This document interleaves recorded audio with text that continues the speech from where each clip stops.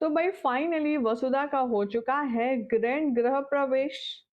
Finally वसुधा को बहू मानकर करवा दिया है घर में एंटर। कब कहाँ कैसे चलिए आपको बताते हैं। सबसे पहले चैनल को सब्सक्राइब करें, नोटिफिकेशन बेल दबाएं और इस वीडियो को लाइक और शेयर करना बिल्कुल भी ना भूलें।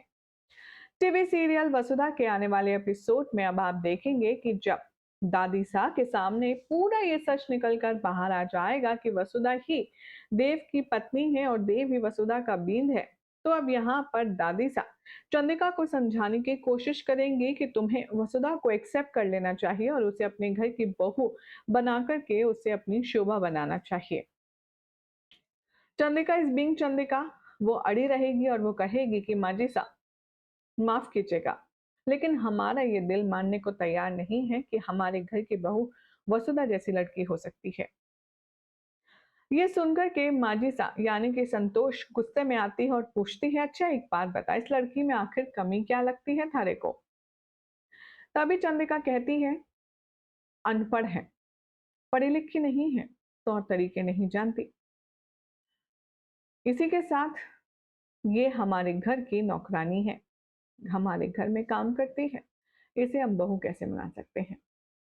दादी सा कहती हैं, घर के काम तो घर की औरतें भी कर रहे हैं और कभी भी वसुधा ने नौकर की हैसियत से इस घर में कोई काम नहीं किया। हमेशा सबको सेवा भाव की भावना से प्रेम के साथ सबकी सेवा करी है, जो घर की लक्ष्मी का कर्तव्य होता है।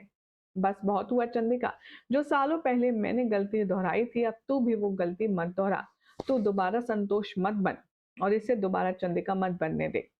फिर भी चंद्रिका नहीं मानती और साफ कह देती है कि माफ कीजिएगा माँ जी साहब, मैं आपकी बात से सहमत नहीं हूँ। वेल, अब यहाँ पर चंद्रिका सीधा सीधा रिजेक्ट कर देगी वसुधा को और चंद्रिका गुस्से में आकर के वहां से चली जाएगी। तो दादी साहब भी ऐलान करते हुए नजर आएंगे और कहेंगी कि ठीक है, अगर वसुधा यहाँ नहीं माने रहेगी बहू की हैसियत से, तो इसे मैं गांव ले जाऊंगी और वहां बहू बना करके रखूंगी और वसुधा अब से मेरे साथ रहेगी। हालांकि देव नहीं चाहता वसुधा वहां जाए, क्योंकि वसुधा वहां चली जाएगी तो देव की जिंदगी तो अधूरी हो जाएगी। लेकिन फिर भी दादी साहब ये कठोर स्टेप उठाती हैं और वसुधा को सीधा ले जाती हैं अपने गांव, जहां पर उनका काफी अच्छा खासा घर है। बतौर बहू बनाकर के सजा धजा कर के नई नवेली दुल्हन की तरह वसुधा को दादी सा ले जाएंगे और उसका गृह प्रवेश करवाएंगे। सभी लोग वसुधा की खूबसूरती को देखकर देखते रह जाएंगे और उसे एडमायर करेंगे। तभी दादी सा कहेंगी कि तुम मेरे पर पोते बहू को नजर लगाओगी क्या? चलो चलो इसके स्वागत की तैयारी करो।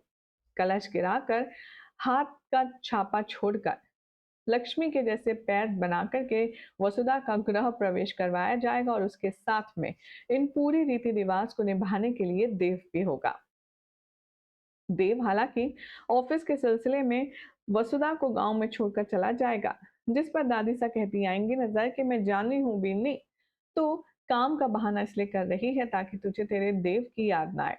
ले चल फोन पे बात कर ले, मैं जब तक कुछ काम निपटा कर आती हूँ। और दादी सा वसुधा के हाथ में मोबाइल थमा देती हैं जिससे वो देव को कॉल लगा सके।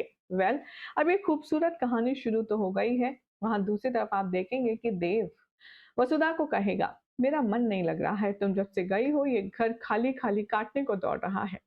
तो अब हम अंदाजा लगा सकते हैं इस बात का कि हो सकता है देव के पीछे पीछे सभी लोग इस गांव के घर में आ जाए और वहां चंद्रिका अकेली रह जाए।